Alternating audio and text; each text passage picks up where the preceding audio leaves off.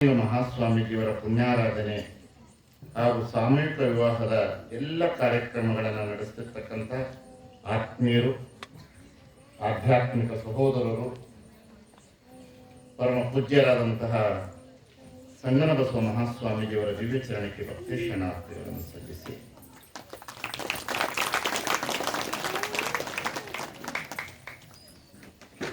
ಮನೆಗಳಲ್ಲಿ ಪುತ್ರೋತ್ಸವ, ಮಠಗಳಲ್ಲಿ ಜ್ಞಾನದ ಪುಸ್ತಕೋತ್ಸವ ಅಂತ ಹೇಳ್ತಾರೆ.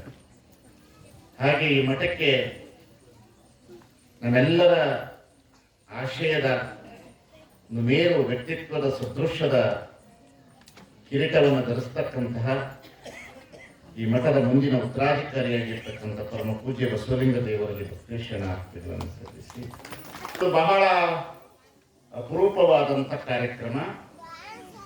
ಅಷ್ಟೇ ಆತ್ಮೀಯ ಜವಾಬ್ದಾರಿತವಾದಂಥ ಒಂದು ಮನೆತನದೊಳಗಡೆ ನಾವು ಅಣ್ಣ ತಮ್ಮಂದಿರು ಇದ್ದೀವಿ ಅನ್ನುವಂಥರದ ಒಂದು ಕಾರ್ಯಕ್ರಮ. ಪೂಜ್ಯರು ಬಹಳ ಒಳ್ಳೆಯ ವ್ಯಕ್ತಿತ್ವವನ್ನು ಇಟ್ಟುಕೊಂಡು ಬಂದಿರತಕ್ಕಂಥವ್ರು.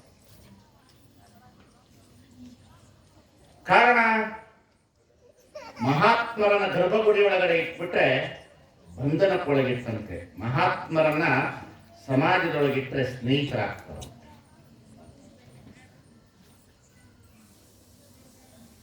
ಎಲ್ಲಿಯವರೆಗೆ ನಾವು ಈ ಜಗತ್ತಿನ ಎಲ್ಲ ಮಹಾತ್ಮರನ್ನ ದೇವರಾಗಿ ನೋಡ್ತೇವೆ, ಅವರು ನಮ್ಮ ಸಮೀಪ ಬರೋದಿಲ್ಲ.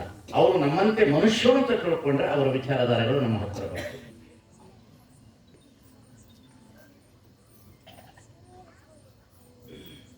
ಹಾಗಾಗಿ ನಾವೆಲ್ಲರೂ ಸಹ ಇವತ್ತಿನ ದಿನಮಾನ ಕಾಲದಲ್ಲಿ ಸ್ವಾಮಿಗಳೆಲ್ಲರೂ ಸಮಾಜಮುಖಿಯಾಗಿ ಬದುಕಬೇಕನ್ನೋದಕ್ಕೆ ಇದೊಂದು ಮಠ ಸಾಕ್ಷಿ. ನೀವ ಕಾಲಕ್ಕೆ ಸಿರಿಯು ಬೆನ್ನಲ್ಲಿ ಬರ್ತದೆ. ಪರಮಾತ್ಮ ಕೊಡ್ಲಿಕ್ಕೆ ಶುರು ಮಾಡಿದ್ರೆ ಬೆನ್ನು ಸೀಳ್ಕೊಂಡು ಬರ್ತದಂತೆ. ಆದ್ರೆ ಅವನ ಕರುಣೆ ಇರಬೇಕಷ್ಟೇ ನಮಗೆ. ಹರನೀವ ಕಾಲಕ್ಕೆ ಸಿರಿಯು ಬೆನ್ನಲ್ಲಿ ಬರಕು, ಹರಿದು ಎದ್ದೋರೆ ಅರಸು ಪರಿವಾರ ಕೈವಾರ ನೋಡಯ್ಯ. ಪರಮ ನಿರಂಜನನ ಮರದ ಕಾಲಕ್ಕೆ ತುಂಬಿದ ಹರವೆಯ ಕಲ್ಲು ಕೊಂಬಂತೆ ಕೂಡಲ ಸಂಗಮ ದೇವ. ಅತಿ ಅದ್ಭುತವಾದ ವಚನ ಬಸವಣ್ಣನವರು. ಪರಮಾತ್ಮ ಬೇಡಿದಾಗ ಕೊಡೋದಿಲ್ಲ ಅಂತ, ಪೂಜೆ ಮಾಡಿದಾಗ ಕೊಡೋದಿಲ್ಲ ಅಂತ, ಏನಾದ್ರೂ ಕೊಟ್ರೆ ಅವನು ಕೊಡೋದಿಲ್ಲ ಅಂತ. ಅವನು ಕೊಡ್ಲಿಕ್ಕೆ ಶುರು ಮಾಡಬೇಕಾದ್ರೆ ಅವನಿಗೆ ಕರುಣೆ ಬರಬೇಕು. ಯಾರಿಗೆ? ದೇವರು ಕರುಣೆ ಬರಬೇಕು. ನೀವು ಬೆಳಗ್ಗೆ ತರ ಎಣ್ಣೆ ಊದಿನ ಕಡ್ಡಿ ಒಳಗಿರಲ್ಲ ಭಕ್ತಿ. ₹1 ಊದಿನ ಕಡ್ಡಿ ಎಣ್ಣೆ ತಂದು ಗುಡಿ ಮುಂದೆ ಹಾಕಿ ವಯಸ್ಸಾದವ್ರು ಕಾಲು ಮುಡ್ಕೊಂಡು ಹೋಗ್ತಾರಲ್ಲ, ಅದರೊಳಗಿರಲ್ಲ ಭಕ್ತಿ. ಪರಮಾತ್ಮ ಅನ್ನತಕ್ಕಂಥ ವ್ಯಕ್ತಿ ಕರುಣೆ ಇಡಬೇಕಾದ್ರೆ ಬಹಳ ಕಷ್ಟ. ಅವನು ಬಹಳ ಅಪರೂಪವಾಗಿ ಅವನು ಕರುಣೆ ಇಡುತ್ತಂದ್ರೆ. ಎಷ್ಟು ಚಲೋ ಕರುಣೆ ಇಡ್ತಾನೆ ಪರಮಾತ್ಮ ಅಂದ್ರೆ, ಅವನಿಗೆ ಭಕ್ತಿ ಬೇಕಾಗಿಲ್ಲ. ಪರಮಾತ್ಮನಿಗೆ ಭಕ್ತಿ ಬೇಕಾಗಿಲ್ಲ. ಪರಮಾತ್ಮನಿಗೆ ಭಕ್ತಿ ಬೇಕಾಗಿರೋದಿಲ್ಲ. ಪರಮಾತ್ಮ ಏನ್ ನಿರೀಕ್ಷಣೆ ಮಾಡ್ತಾನೆ ಅಂತಂದ್ರೆ, ಮೋಸ ಮಾಡದೇ ಇರುವ ಜನ ಯಾರಾದರೂ ಇದ್ದಾರಂತ ಗೊತ್ತಾನೆ. ಬಹಳ ಜನ ಡಾಂಬಿಟ್ರು ಇರ್ತಾರೆ, ಕುಂತಲ್ಲಿ ಹೋಗ್ಕಂತಾರೆ ಪರಮಾವಧಿ.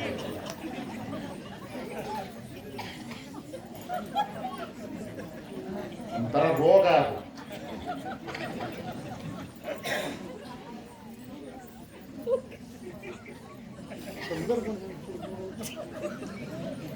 ಪರಮಾತ್ಮನಿಗೆ ಭಕ್ತಿ ಬೇಕಾಗಿರೋದಿಲ್ಲ ಅಂತೆ. ಪರಮಾತ್ಮನಿಗೆ ಭಕ್ತಿ ಬೇಡ. ಯಾಕಂದ್ರೆ ಭಕ್ತಿ ಮಾಡ್ಲಿಕ್ಕೆ ಆಗಲ್ಲ ಪರಮಾತ್ಮನಿಗೆ ನಮ್ಮ ಕೈಯಲ್ಲಿ. ಯಾಕಂತಂದ್ರೆ ಆ ಭಕ್ತಿಯನ್ನು ನೀಡಬೇಕಾದ್ರೆ ಅದು ಮೀರಾಬಾಯಿ ಬರಬೇಕು, ಅಕ್ಕಮಹಾದೇವಿ ಬರಬೇಕು, ಬಸವಣ್ಣ ಬರಬೇಕು. ಅವರು ಭಕ್ತಿ ಭಂಡಾರಿಯವರು, ಭಕ್ತಿಗೆ ಭಂಡಾರಿಯವರು. ಸುಮ್ಮನೆ ಕುಂತು ಕೇಳಬೇಕಷ್ಟೇ. ಈ ಭಕ್ತಿ ಅನ್ನೋದೇನಾಗಿತ್ತು ಅಂತಂದ್ರೆ, ಜನರಿಗೆ ಹುಚ್ಚಿತನದ ಪರಮಾವಧಿ ಅದು. ಭಕ್ತಿ ಅಂದ್ರೆ ಹುಚ್ಚಿತನದ ಪರಮಾವಧಿ. ಭಕ್ತಿ ಅಂದ್ರೆ ಕೆಲವರು ಮೈ ಮೇಲೆ ದೇವರು ಬರ್ತಾವ, ದೇವರು ಬರ್ತಾವ. ನಾನು ಪ್ರವಚನದಲ್ಲಿ ಹೇಳಿದ್ದೀನಿ ಸುಮ್ಮನೆ. ಅದು ಈ ಭಕ್ತಿ ಅಂದ್ರೆ ಮೈ ಮ್ಯಾಗ ದೇವ್ರು ಬಂದಂಗೆ ಕುಣಿತಾ ಇರ್ತಾರೆ. ಆ ದೇವ್ರು ಬಂದ ಕುಣಿದಾಗ ಏನು ಮಾಡಬೇಕು, ಒಂದು ಪಾಸಿಟಿವ್ ನೆಗೆಟಿವ್ ಕರೆಂಟ್ ಇರಬೇಕು.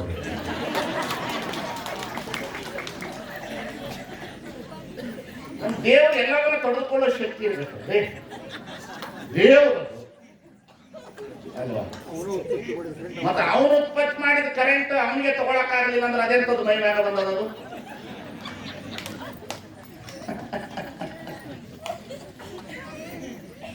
ಈ ಭಕ್ತಿಗಳಲ್ಲೇ ಅತಿ ಅದ್ಭುತವಾದ ಮೂಢ ಭಕ್ತಿನೇ ಬಹಳ ಡೇಂಜರ್ ಅಂತಂದ್ರು ಶರಣರು. ಬಹಳ ಡೇಂಜರ್ ಅದು. ಅದರಲ್ಲೂ ನಮ್ಮ ಹೆಣ್ಣು ಮಕ್ಕಳಿಗೆ ಭಯ ಇರ್ತದ್ರಿ. ಭಕ್ತಿ ಅಂದ್ರೆ ಭಯ, ಬಹಳ ಭಯ ಇರ್ತದೆ. ಆದ್ರೆ ಇಂಥ ಜಾಗದಲ್ಲಿ ಕುಂತು ಕೇಳ್ತಿದ್ರೆ ಬಹಳ ಚಲೋ. ಯಾವ ಮನುಷ್ಯನಿಗೆ ಭಕ್ತಿಯಲ್ಲಿ ಭಯ ಇರ್ತದೆ ಅವನು ಡಿಪ್ರೆಷನ್ಗೆ ಒಳಗಾಗ್ತಾನೆ, ಮಾನಸಿಕ ಅಸ್ತವ್ಯಸ್ತನಾಗ್ತಾನೆ. ಭಕ್ತಿ ಒಳಗಡೆ ಯಾರಿಗೆ ಭಯ ಇರ್ತದೆ ಅವನು ಮಾನಸಿಕ ಅಸ್ತವ್ಯಸ್ತನಾಗ್ತಾನೆ, ಡಿಪ್ರೆಷನ್ ಒಳಗಾಗ್ತಾನೆ, ಕೊನೆಗೆ ತನಗೆ ತಾನು ಗೊತ್ತಿಲ್ಲದಂತೆ ಆತ್ಮಹತ್ಯೆ ಕಡೆಗೆ ಸಾಕ್ತಾನೆ. ಹಾಗಾಗಿ ಭಕ್ತಿ ಅನ್ನತಕ್ಕಂಥದ್ದು ಬಹಳ ದೊಡ್ಡದು. ಭಕ್ತಿ ಅಂದ್ರೆ ಏನು? ಮೋಸ ಮಾಡದಿರುವುದೇ ಭಕ್ತಿ. ಏನು ಮೋಸ ಮಾಡೋದು? ಗಂಡನಿಗೆ ಹೆಂಡತಿ ಮೋಸ ಮಾಡಬಾರದು. ಪರಪುರುಷರನ್ನ ಅಣ್ಣ ತಮ್ಮದನ್ನು ನೋಡ್ಕೊಂಡು ಅವಳು ಬಾಳೆ ಮಾಡಬೇಕು, ಅದೇ ಮೋಸ ಮಾಡಲಾರದು. ಗಂಡ ಹೆಂಡತಿಗೆ ಮೋಸ ಮಾಡಬಾರದು. ಪರಸ್ತ್ರೀಯರನ್ನ ಮಹಾದೇವಿ ಎಂಬೆಂತ ತಿಳ್ಕೊಳ್ಬೇಕು, ಅದೇ ಭಕ್ತಿ. ಅತ್ಯಾಚಾರ ನಿಂತು ಹೋಗ್ಬಿಟ್ಟು ನಿಂತು ಹೋಗ್ತದೆ, ಅತ್ಯಾಚಾರ ನಿಂತು. ಭಕ್ತಿ ಅಂದ್ರೆ ಏನು? ಕೇವಲ ಕೈ ಮುಗಿಯೋದು, ಎರಡು ಉದಿನ ಕಡ್ಡಿ ತಗೊಂಡು ತಿರುಗಾಡೋದು, ಏನು ಭಕ್ತಿ ಅಂದ್ರೆ? ಹಾಗೆ ಯೋಜಿಸ್ರಿ. ಜಗತ್ತಿನಲ್ಲಿ ಶರಣ ಸಂಸ್ಕೃತಿಯ ಭಕ್ತಿಯೇ ಬೇರೆ. ಜಗತ್ತಿನಲ್ಲಿ ವೈದಿಕ ಭಕ್ತಿ ಬೇರೆ, ದಾಸಭಕ್ತಿ ಬೇರೆ, ಶರಣ ಭಕ್ತಿ ಬೇರೆ.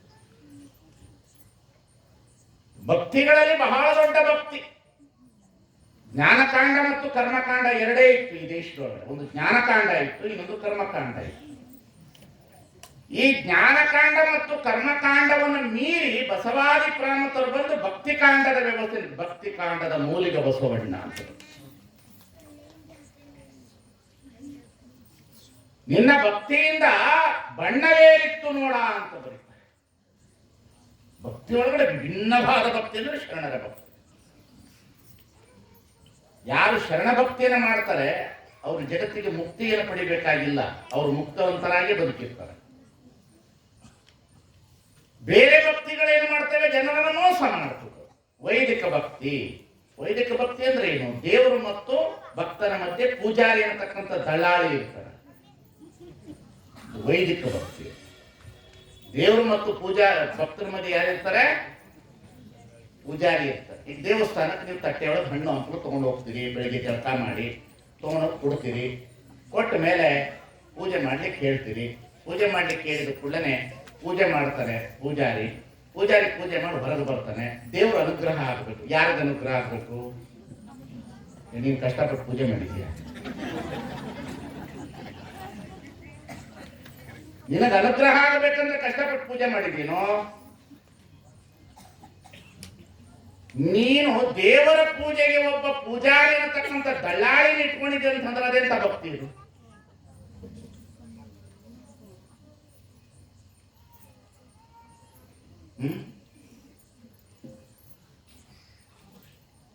ಭಕ್ತಿ ಎಂಬುದು ಮಾಡಬಾರದಯ್ಯ. ತನ್ನ ಆಶ್ರಯದ ರತಿಸುಖವನ್ನು ತಾನುಂಬ ಊಟವನ್ನು ತಾ ಮಾಡಬೇಕಲ್ಲದೆ ಬೇರೆ ಮತ್ತೊಬ್ಬರ ಕೈಯಲ್ಲಿ ಮಾಡಿಸಬಹುದೇ? ತನ್ನ ಆಶ್ರಯದ ರತಿಸುಖವನ್ನು ತಾನುಂಬುವ ಊಟವನ್ನು ತಾ ಮಾಡಬೇಕಲ್ಲದೆ ಬೇರೆ ಮತ್ತೊಬ್ಬರ ಕೈಯಲ್ಲಿ ಮಾಡಿಸಬಹುದೇ? ಕೆಮ್ಮನೆ ಉಪಚಾರಕ್ಕೆ ಮಾಡುವರಲ್ಲದೆ ನಿಮ್ಮನೆತ್ತಬಲ್ಲರಿಗೆ ಕೂಡಲ ಸಂಗಮ ದೇವ. ಇಷ್ಟು ಅತಿ ಅದ್ಭುತ ಶರಣ ಸಂಸ್ಕೃತಿ. ಮುಕ್ತವಾಗಿ ಮಾತನಾಡಲಿಕ್ಕೆ ಅವಕಾಶ ಐತಿ ವೇದಿಕೆ. ಒಳಗೊಂದು ಶಕ್ತಿ ಇರ್ತದೆ, ಅದನ್ನೇ ನೀವು ಗಮನಿಸಲ್ಲ. ಮೇಲ್ ಮಾತಾಡಿದ ಶಬ್ದ ನೋಡ್ತೀವಿ, ಒಳಗೊಂದು ನಿಶಬ್ದ ಇರ್ತದೆ.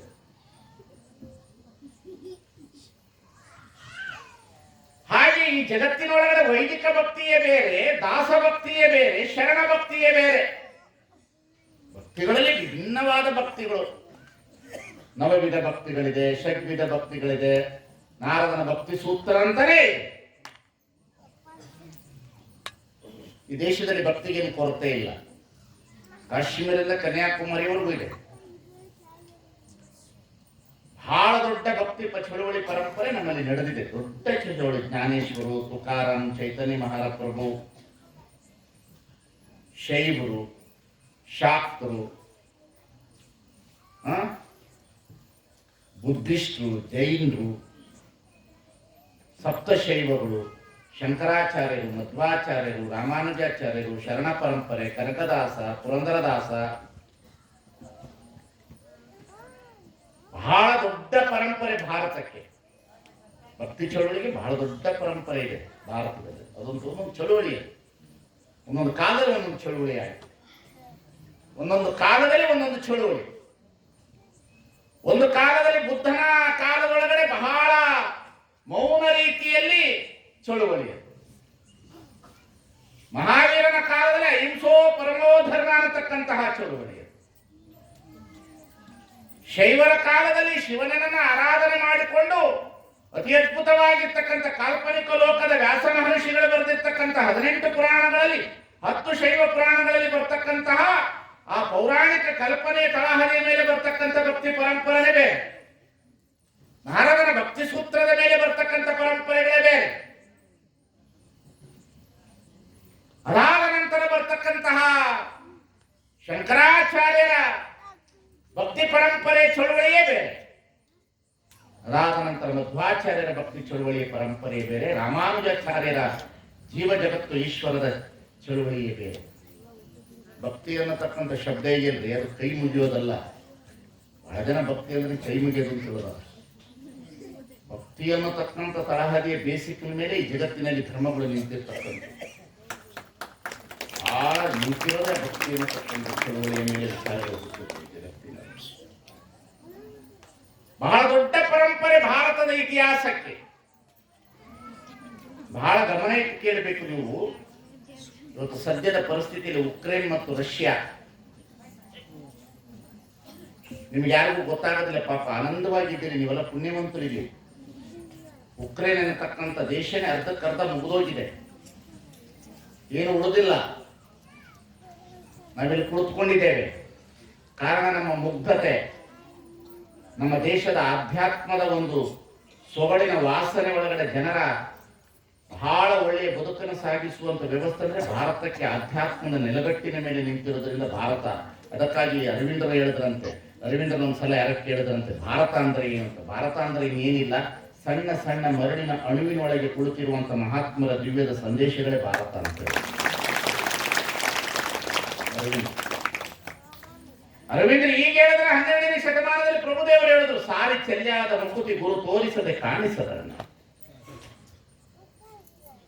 ಹಾಗಾಗಿ ನಮ್ಮ ಭಾರತ ದೇಶಕ್ಕೆ ಭಕ್ತಿ ಅನ್ನತಕ್ಕಂಥ ವ್ಯವಸ್ಥೆ ಇದೆಯಲ್ಲ, ಅದನ್ನು ಸರಿಯಾಗಿ ಪ್ರಚಾರ ಮಾಡಬೇಕು. ಅದನ್ನ ರಾಜಕಾರಣಕ್ಕಾಗಿ ಧರ್ಮವನ್ನು ಬಳಸಬಾರದು, ಅಧಿಕಾರದ ದಾಹಕ್ಕಾಗಿ ಧರ್ಮವನ್ನು ಬಳಸಬಾರದು. ಅದು ಕ್ಷಣಿಕ. ಆದರೆ ಧರ್ಮದ ಒಳಗಡೆ ಇರ್ತಕ್ಕಂಥ ಭಕ್ತಿಗೆ ಒಂದು ಒಳ್ಳೆ ಹೊಸ ಬೆಳಕನ್ನು ತಂದು ಬಹಳ ದೊಡ್ಡ ವೈದಿಕ ಭಕ್ತಿ ಇರ್ತದೆ. ವೈದಿಕ ಭಕ್ತಿಯಲ್ಲಿ ಏನು ಇರ್ತದೆ ಅಂತಂದ್ರೆ, ಭಕ್ತ ಮುಗ್ಧತೆಯಿಂದ ಇರ್ತಾನೆ, ದೇವರು ತಟಸ್ಥವಾಗಿ ಇನ್ನೊಂದು ಕಡೆ ಸ್ಥಾವರವಾಗಿರ್ತದೆ, ಪೂಜಾರಿಯ ಮಧ್ಯಮ ವರ್ಗದಲ್ಲಿ ಭಕ್ತಿ ನಡೀತಾ ಇರ್ತದೆ. ಇದು ವೈದಿಕ ಭಕ್ತಿ. ಈ ವೈದಿಕ ಭಕ್ತಿಯನ್ನು ಮೀರಿ ಮಧ್ಯದೊಳಗಡೆ ಇನ್ನೊಂದು ಭಕ್ತಿ ಬಂತು, ದಾಸ ಭಕ್ತಿ. ದೇವರಿಗೆ ದಾಸರ ಕನಕದಾಸರು, ಪುರಂದರದಾಸರು, ಕಬೀರದಾಸರು, ತುಳಸಿದಾಸರು, ಜ್ಞಾನೇಶ್ವರರು, ತುಕಾರಾಮರು, ಇವರೆಲ್ಲ ಈ ಪರಂಪರೆಗೆ ಭಕ್ತಿ ಪರಂಪರೆ ಇದೊಂದು ರೀತಿಯಲ್ಲಿ. ಆದರೆ 12ನೇ ಶತಮಾನದಲ್ಲಿ ಒಂದು ಭಕ್ತಿ ಪರಂಪರೆ ಚಳುವಳಿ ನಡೀತಲ್ಲ, ಈ ಭಕ್ತಿ ಪರಂಪರೆಯ ಚಳುವಳಿ ಈ ದೇಶದಲ್ಲಿ ಭಿನ್ನ, ಬಹಳ ಭಿನ್ನ. ಬಹಳ ಸ್ಪಷ್ಟತೆಯ ಭಕ್ತಿ, ಅನುಕರಣೆಯ ಭಕ್ತಿಯಲ್ಲ, ಸುಜ್ಞಾನದ ಭಕ್ತಿ, ಅನುಷ್ಠಾನದೊಳಗೆ ಅನುಭಾವದಿಂದ ಒಳಗೊಂಡಿರ್ತಕ್ಕಂಥ ಭಕ್ತಿ. ಈ ಭಕ್ತಿಯ ನೇತಾರರೇ ಬಸವಣ್ಣ.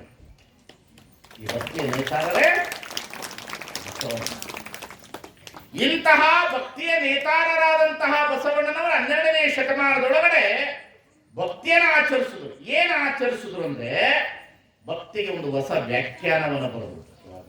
ಭಕ್ತಿಗೆ ಹೊಸ ವ್ಯಾಖ್ಯಾನ ಬರೆದವರು ಅಂದ್ರೆ ಶರಣ.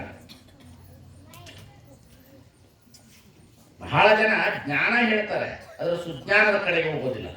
ಬಹಳ ಜನ ಪ್ರವಚನ ಹೇಳ್ತೀವಿ ನಾವು, ಆದರೆ ಪರಿಣಾಮ ಆಗುವುದಿಲ್ಲ. ಆದರೆ ಶರಣರ ಅನುಭವ ಬಹಳ ದೊಡ್ಡ ಪರಿಣಾಮ ಆಯ್ತು ಈ ನಾಡಿನೊಳಗಡೆ, ಬಹಳ ದೊಡ್ಡ ಪರಿಣಾಮ ಆಯ್ತು ಈ ಜಗತ್ತಿನಲ್ಲಿ. ಅದಕ್ಕೆ ಕಾರಣೀಭೂತರೇ ಬಸವಣ್ಣನವರು. ಬಹಳ ದೊಡ್ಡ ಚಳವಳಿ ಇದು. ಆ ಚಳವಳಿನ ನೀವು ನೋಡಬೇಕು. PV ನಾರಾಯಣ ಅವರು ಬರೆದಿರ್ತಕ್ಕಂತಹ ಒಂದು ಪುಸ್ತಕದಲ್ಲಿ ನೋಡಬೇಕು. ವಚನ ಧರ್ಮ ಚಳವಳಿ ಅಂತ ಬಹಳ ಅತಿ ಅದ್ಭುತ ಪುಸ್ತಕ ಅವ್ರದ್ದು. ಅದನ್ನು ಓದಬೇಕು ನೀವು. ಜಗತ್ತಿನಲ್ಲಿ ಅಂತಹ ಚಳವಳಿ ಪುಸ್ತಕಗಳನ್ನ ನೋಡ್ಕೊಂಡು ಬರಬೇಕು. ಬಹಳ ದೊಡ್ಡ ದೊಡ್ಡ ಪುಸ್ತಕಗಳನ್ನು ಬರೆದಿರ್ತಕ್ಕಂಥದ್ದನ್ನು ನಾವು ಗಮನ ಇಡಬೇಕು. ಭಕ್ತಿ ಚಳವಳಿಗಾಗಿ ಶರಣರದು ಏನು ಅಂತ ಹೇಳಿದ್ರೆ, ನೇರದೆ ವೈದಿಕರ ಭಕ್ತಿ ಪೂಜಾರಿಯ ಮಧ್ಯದಲ್ಲಿ ಇರ್ತದೆ. ದಾಸಭಕ್ತಿ ದೇವರಿಗೆ ಹೋಗಿ ಶರಣಾಗತನಾಗಿರ್ತಾನೆ. ಆದರೆ ಶರಣರ ಭಕ್ತಿ ಹೇಗಿತ್ತು ಅನ್ನೋದಕ್ಕೆ ಸಿದ್ದರಾಮೇಶ್ವರರ ಹತ್ರ ಹೋದ್ರೆ ಸಿದ್ದರಾಮೇಶ್ವರರು ಏನು ಹೇಳ್ತಾರಂದ್ರೆ, ಕ್ರಿಯೆಯದು ಚೆನ್ನಬಸವಣ್ಣನವರ ಎಡಪಾದ, ಜ್ಞಾನವದು ಚೆನ್ನಬಸವಣ್ಣನವರ ಬಲಪಾದ, ನಾನು ಅವರ ಚಮ್ಮಾವಿಗೆ, ನೀನು ಅವರ ಮನೆಯ ದಾಸನೋಡ ಕಪಿಲ ಸಿದ್ಧ ಮಲ್ಲಿಕಾರ್ಜುನ. ದೇವರನ್ನ ದಾಸರನ್ನಾಗಿ ಮಾಡಿಕೊಂಡವರಂದ್ರೆ ಶರಣರು. ಬಹಳ ಅತ್ಯದ್ಭುತ. ದೇವರನ್ನ ದಾಸರನ್ನಾಗಿ ಮಾಡುವ ಶಕ್ತಿ ಇದ್ರೆ ಶರಣರಿಗೆ ಮಾತ್ರ. ನಾ ದೇವನಲ್ಲದೆ ನೀ ದೇವನೇ, ಹಸಿರಾಗ ಒಂದು ತುತ್ತು ಹೋಗರವನಿಕ್ಕುವೆ ನಾ ದೇವ ಕಾಣ ಭೀಶ್ವರ. ಈ ಜಗತ್ತಿನಲ್ಲಿ ಒಳ್ಳೆ ಒಂದು ವ್ಯವಸ್ಥೆಯನ್ನು ತಂದವರಂದ್ರೆ 12ನೇ ಶತಮಾನದ ಬಸವಾದಿ ಪ್ರಮುಖರು. ಜನರನ್ನ ಭಯದಿಂದ ಹೊರಗಡೆ ತಂದರು, ಮೂಢನಂಬಿಕೆಯಿಂದ ಹೊರಗಡೆ ತಂದರು, ಅಜ್ಞಾನದಿಂದ ಹೊರಗಡೆ ತಂದರು. ಹೆಣ್ಣನ್ನ ಅಬಲೆ ಎನ್ನುವಂತ ದಿನಮಾನ ಕಾಲದಲ್ಲಿ ಹೆಣ್ಣು ಅಬಲೆ ಅಲ್ಲ, ಈ ಜಗತ್ತಿನಲ್ಲಿ ಅತಿ ಅದ್ಭುತವಾದ ಯೋಗಿನಿ ಅಂತ ಹೇಳೋದು. ಮೊನ್ನೆ ಮಹಿಳಾ ದಿನಾಚರಣೆ ಆಯ್ತಲ್ಲ, ಈ ಮಹಿಳಾ ದಿನಾಚರಣೆ ದಿವಸ ಈ ದೇಶದಲ್ಲಿ ಏನಾದ್ರು ಯಾರಿಗಾದ್ರೂ ಗೌರವ ಸಿಗೋದಿದ್ರೆ ಅದು ಬಸವಾದಿ ಪ್ರಮುಖರಿಗೆ ಮಾತ್ರ ಸಿಗಬೇಕು. ಮಹಿಳಾ ದಿನಾಚರಣೆ ದಿನ ಕಾರಣ ಏನು? ಮಹಿಳೆಯರಿಗೆ ಏನು ಕೊಟ್ಟರು ಅವರು? ಭಕ್ತಿ ಅಂದ್ರೆ ಏನು ಅಂತಂದ್ರೆ, ಬಹಳ ಜನ ಏನ್ ತಿಳ್ಕೊಂಡಿದ್ರೆ ಭಕ್ತಿ ಅಂತಂದ್ರೆ ಏನ್ ತಿಳ್ಕೊಂಡಿದ್ರೆ, ಬೆಳಗ್ಗೆ ಎದ್ದೇಳೋದು, ಜಳಕ ಮಾಡೋದು, ಮಾಡಬೇಕು, ಮಾಡಬಾರದು ಅಂತಲ್ಲ, ಮಾಡಬೇಕು. ದೇಹದ ಸ್ವಚ್ಛತೆಗೆ ಜಳಕ ಮಾಡಬೇಕು ಅಷ್ಟೇ. ದೇಹದ ಸ್ವಚ್ಛತೆ ಜಳಕ ಮಾಡೋದು, ಬೆಳಗಿನಿಂದ ಸಂಜೆವರೆಗೂ ಉಪವಾಸ ಇರೋದು. ಉಪವಾಸ ಇರೋದು, ಉಪವಾಸ ಇದ್ರೂ ತಪ್ಪಿಲ್ಲ. ದೇವರ ಹೆಸರ ಮೇಲೆ ಉಪವಾಸ ಇರಬೇಡ್ರಿ. ಇನ್ನೊಂದು 10 ದಿನ ಉಪವಾಸ ಉಳಿರಿ, ನಮ್ಗೇನು ಕೊರತೆ ಆಗೋದಿಲ್ಲ. ಆಹಾರ ಉಳಿತು ಅಂತಂದ್ರೆ ಇನ್ನೊಂದು 10 ದಿವಸ ಜಾಸ್ತಿ ಬದುಕಬಹುದು ಅಷ್ಟೇ. ವ್ಯತ್ಯಾಸ ಏನೇನು ಇರೋದಿಲ್ಲ, ಅದಕ್ಕಿಂತ ದೊಡ್ಡದು ಏನಾಗೋದಿಲ್ಲ. ಉಪವಾಸ ಅನ್ನತಕ್ಕಂಥದ್ದು ಆರೋಗ್ಯ ದೃಷ್ಟಿಯಿಂದ ಉಪವಾಸ ಇರಬೇಕು ಹೊರತು ಉಪವಾಸ ಇರೋದು ಸುಮ್ಮನೆ ಉಪವಾಸ ಇರ್ತಾರೆ. ಅದು ನೋಡ್ಬೇಕು. ಸೋಮವಾರ ಸೋಮೇಶ್ವರನ ಪೂಜೆ, ಮಂಗಳವಾರ ಮಂಗಳಗೌರಿ ಪೂಜೆ, ಬುಧವಾರ ಭೂದೇವಿ ಪೂಜೆ, ಗುರುವಾರ ಗುರುರಾಯರ ಪೂಜೆ, ಶುಕ್ರವಾರ ಅಷ್ಟಲಕ್ಷ್ಮಿಯರ ಪೂಜೆ, ಶನಿವಾರ ಶನಿಮಾತ್ಮನ ಪೂಜೆ, ಭಾನುವಾರ ರಜಾ. ಅದಕ್ಕಾಗಿ ಎಲ್ಲ ದೇವರಿಗೂ ರಜಾ. ಈ ತರದ ವ್ಯವಸ್ಥೆ ಇತ್ತಲ್ಲ, ಇದನ್ನ ಬಹಳ ಪ್ರಶ್ನೆ ಮಾಡಿದವಂದ್ರೆ ಶರಣರು. ಬಹಳ ಚೆನ್ನಾಗಿ ಪ್ರಶ್ನೆ ಮಾಡಿದ್ರು. ಬಹಳ ನಮ್ಮ ಜನರಿಗೆ ಏನಾಗಿದೆ ಅಂತಂದ್ರೆ, ಮೂಢಭಕ್ತಿನ ಬೇಗ ಒಲಿತಿದ್ರಿ ಮೂಢಭಕ್ತಿ. ಮೊನ್ನೆ ಎಲ್ಲೋ ಒಂದು ಕಡೆ ಬಾಗಲಕೋಟೆ ಒಳಗಡೆ ನಂದಿ ಹಾಲು ಕುಡಿತು ಅನ್ನೋದು ಲೈನ್ ಹಚ್ಚಿಬಿಟ್ಟಿದ್ರು ಎಲ್ಲರೂ. ನಂದಿಗೆ ಹಾಲು ಕುಡಿದು ಅಂತೆಲ್ಲ ಮೊನ್ನೆನೋ ನಂದಿ ಹಾಲು ಕುಡಿತಂತೆ. ಬಾಯಿಗೆ ಮಕ್ಕಳೇ ಕುಡಿಯೋದು, ಅದೇನು ಕುಡಿತು. ಪ್ರಶ್ನೆ ಬೇರೆ ಅಂದ್ರೆ ಜನರಿಗೆ ಅಜ್ಞಾನ. ನಿಮಗೆ ಭಯ ಐತೆ. ಅಪ್ಪವ್ರು 30 ವರ್ಷದಿಂದ ಭಯ ತೆಗೆದು ನಿಮ್ಮನ್ನೆಲ್ಲ ಇಲ್ಲಿ ಕೂರಿಸಿದಾರಲ್ಲ, ಅದು ಬಹಳ ದೊಡ್ಡದು. ನಮಗೆ ಅದು ಬಹಳ ದೊಡ್ಡದು. ಭಯ ತೆಗೆದ್ರೆ ನಿಮಗೆ ಬಹಳ ಭಯ ರೀ. ನಿಮಗೆ ಬಹಳ ಭಯ. ಎಷ್ಟು ಭಯ ಇದ್ದೀರಿ ಅಂತಂದ್ರೆ ನಿಮ್ಮನ್ನ ಎದುರಿಸೋದೇನು ದೊಡ್ಡ ಮಾತಲ್ರಿ. ನನಗೆ ನಾನು ಎದುರಿಸ್ಲಿ ಬೇಡ? ಎದುರಿಸ್ಲಿ. ರಾತ್ರಿ ಮಲಗ್ರಿ ನೀವು ಮನ್ಯಾಗ, ರಾತ್ರಿ ಮಲಗ್ರಿ. ಬೆಳಗ್ಗೆ ಎದ್ದು ಕಸಬರಕೆ ತಗೊಂಡು ಬಾಕಲ್ ತೆಗೆದು ಹೊರಗೆ ಬರ್ತಿರಲ್ಲ, ಅಲ್ಲಿ ಬರೋತ್ತಿಗೆ ಅರ್ಧ ಹೋಳು ನಿಂಬೆಹಣ್ಣು, 2 ಮೆಣಸಿನಕಾಯಿ, ಒಂದು ಇಡ್ಲಿ ಇದ್ರೆ ನಿಮ್ಮ ಗತಿ ಏನಾಗ್ಬೋದು.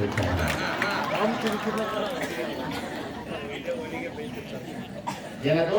ಒಂದು ಅರ್ಧ ಹೋಳು ನಿಂಬೆಹಣ್ಣು, ಒಂದು ಮೆಣಸಿನಕಾಯಿ, ಮತ್ತೇನೋ ಒಂದು ಸೂಜಿ, ಒಂದು ಇಡ್ಲಿ ಇತ್ತು ಅಂತಂದ್ರೆ 2 ತಮಿಳಿಗೆ ಹಿಡಿಬೇಕು. ಎಷ್ಟು ತಂಬಿಗೆ?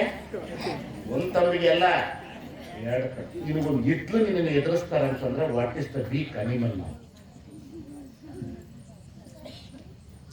ಮನುಷ್ಯ ಎಷ್ಟು ದುರ್ಬಲನಾಗಿದ್ದಾನೆ, ಮನುಷ್ಯನ ಮಾನಸಿಕ ಸ್ಥಿತಿ ಎಷ್ಟು ದುರ್ಬಲಗೊಂಡಿದೆ. ಒಂದು ನಿಮ್ಮ ಇದ್ದಲು ಎದುರಿಸ್ತದ, ನಿಮ್ಮನ್ನ ಅರ್ಧ ಓಡ್ ನಿಂಬೆಳೆ ಎದುರಿಸ್ತದ, ಮನೆ ಮುಂದೆ ಸೂಜಿ ಎದುರಿಸ್ತದ ನಿಮ್ಮನ್ನ, ಅಲ್ವಾ ಅಲ್ವಾ? ದಾರಿಯಲ್ಲಿ ಹೋಗುವಾಗ ಏನಾದರೂ ಒಂದಿಷ್ಟು ಬೆಕ್ಕು ದಾಟಿದ್ರೆ ಅಲ್ಲೇ ಕೊಂಡಿರ್ತೀರಿ. ನರಿ ನೋಡಿದ್ರೆ ರೊಕ್ಕ ಬರ್ತದ ಅಂತೀರಿ, ಮನೆ ತಂದು ಸಾಕಲ್ಲ.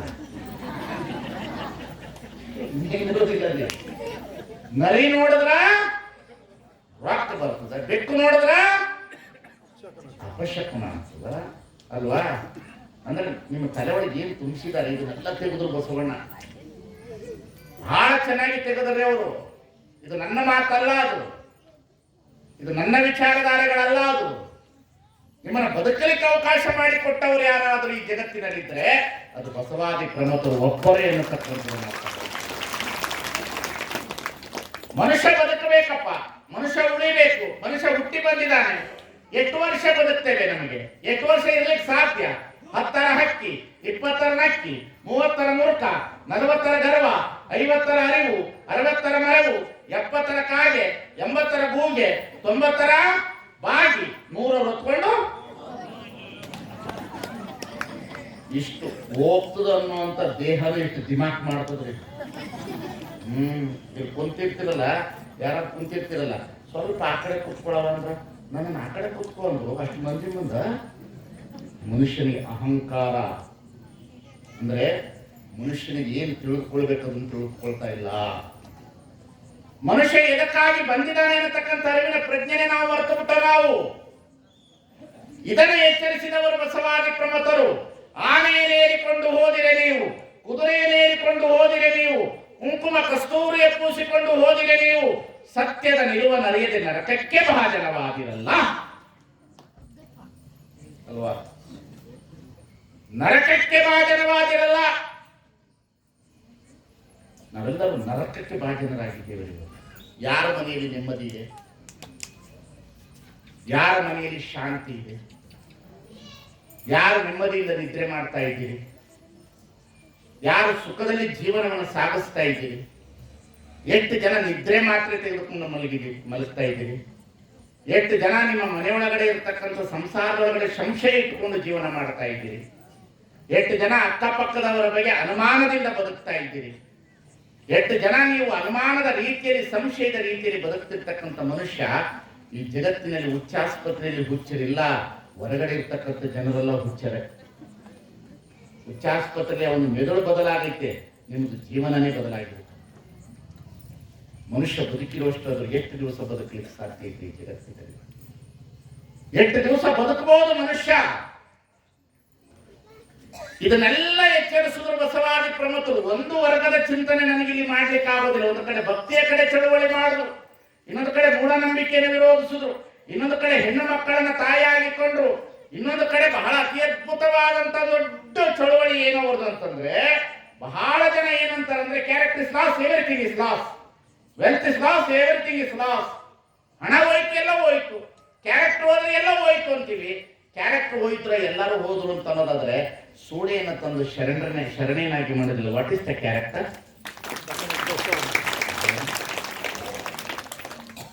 ಒಬ್ಬ ವೇಷಿ ಶರಣೆ ಆಗ್ತಾಳೆ. ನಮಗೆ ವೇಷಿಯನ್ನು ನೋಡಿದ ಕೂಡಲೇ ನಾವೆಲ್ಲರೂ ಹೇಳ್ಕೊಂಡ್ವಿ ಅವಳು ಕೆಟ್ಟೋಗಿದ್ದಾಳೆ ಅಂತ. ಅದಕ್ಕೆ ಸೂಳೆ ತನುವನಪ್ಪಿ ಸುಖವ ಕೊಡುವಳಲ್ಲದೆ ಮನವನಪ್ಪಿ ಸುಖವ ಕೊಡುವಳೆ. ಚಳುವಳಿ ಬಹಳ ದೊಡ್ಡ ಚಳುವಳಿ ಬಸವಣ್ಣ. ಸೂಳೆದು ದೇಹ ಅಷ್ಟೇ ಹೋಗಿರ್ತದೆ, ಮನಸ್ಸು ಸ್ವಚ್ಛ ಇರ್ತದೆ. ಮನಸ್ಸಿಗೆ ಬಹಳ ಒಳ್ಳೆಯ ಬೋಧನೆ ಕೊಟ್ಟು ಬಿಟ್ಟಾಕಿ ಶರಣೆ ಆಗ್ತಾಳೆ ಅಂತ ಬಸವಣ್ಣ. ಜಗತ್ತಿನಲ್ಲಿ ಬಸವಣ್ಣನಂತಹ ವಿಚಾರ ನಾವುಗಳು ಹೆಂಗಂತಂದ್ರೆ ತಪ್ಪು ತಿಳ್ಕೋಬಾರ್ದು. ನಾವು ಇನ್ನೊಬ್ಬರನ್ನ ಟೀಕೆ ಮಾಡೋದ್ರೊಳಗೆ ನಮ್ಮ ಮನಸ್ಸು ಹಾಳಾಗಿತ್ತು. ನಮ್ದು ದೇಹ ಬಹಳ ಚಲೋ, ವಿಭೂತಿ ಇಟ್ಕೊಂಡ್ಬಿಡೋದು, ಗಂಧ ಇಟ್ಕೊಂಡ್ಬಿಡೋದು, ಬಂಗಾರ ಹಾಕೊಳ್ಳೋದು, ಒಡವೆ ಹಾಕೊಳ್ಳೋದು, ಸೀರೆ ಹಾಕೊಳ್ಳೋದು, ಹೊರಗೆ ಬಂದು ನೋಡೋಕೆ ಇದೈತಲ್ಲ ಮನಸ್ಸು ನೋಡೋ ಹಾದ್ರ ಐತಲ್ಲ. ಈ ಮನಸ್ಸು ಎಲ್ಲವ್ರಿಗೆ ಹಾದ್ರ ಮಾಡ್ತದೆ, ಅಲ್ಲವ್ರಿಗೆ ನಾವ್ಯಾರು ಭಕ್ತರಾಗೋದಿಲ್ಲ. ದೇಹ ಬಹಳ ಚಲೋ, ಮನಸ್ಸು ಹಾದ್ರ. ಅವ್ರದ್ದು ದೇಹ ಕೆಟ್ಟದ, ಮನಸ್ಸು ಚಲೋ. ಏನು ಬಸವಣ್ಣನ ಚಿಂತನೆ ನೋಡಿ, ಬಹಳ ದೊಡ್ಡ ಚಿಂತನೆ ಜಗತ್ತಿನಲ್ಲಿ. ಬಸವಣ್ಣನಂತಹ ಒಬ್ಬ ವ್ಯಕ್ತಿ ಜಗತ್ತಿನಲ್ಲಿ ಸಿಗಬೇಕಾದ್ರೆ ಬಹಳ ಕಷ್ಟ ರೀ ನಮಗೆ. ನಾವು ಬಹಳ ಜನ ಏನ್ ಮಾಡಿದೀವಿ, ಬಸವಣ್ಣನ ಬಿಟ್ಟಿರೋದಕ್ಕಾಗಿ ಇಷ್ಟೆಲ್ಲ ಕಷ್ಟದಲ್ಲಿದ್ದೀವ್ರಿ ನಾವು. ಬಸವಣ್ಣನವರನ್ನು ನಂಬಿದವರು ಜಗತ್ತಿನಲ್ಲಿ ಯಾರು ಕೆಟ್ಟಿಲ್ಲ, ಕೆಟ್ಟವರು ಬಸವಣ್ಣನನ್ನು ನಂಬುವುದಿಲ್ಲ.